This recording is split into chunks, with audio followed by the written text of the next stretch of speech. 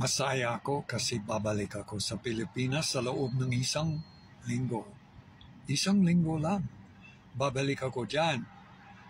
Pag sa gabi ng November 13, nasa Pilipinas na ako. Kaya kung manood kayo nito, at pagkatapos ng November 13, nandyan na ako. At bibisitahin ko ang mga followers ko.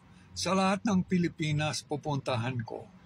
Baka umabot ng 1 year, 2 years para magkikita ko ang lahat. Magkikita.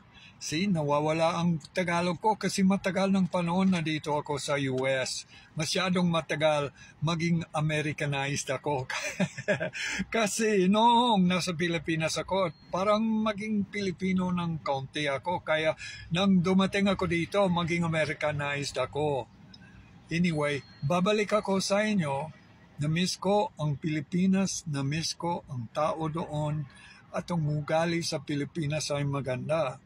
Siyempre, may mga pangit na ugali at may mga maganda kahit ano ang bansa. Hindi bale. Ngunit, ang paborito kong lugar para may tirahan ako at para mag-live ako ng life talaga ay sa Pilipinas. Kaya excited ako na darating ako dyan sa November 13 at habang buhay ako dyan. Bye-bye. God bless you. Magdarasal ako para sa inyong lahat na mag-view sa itong video. Bye-bye.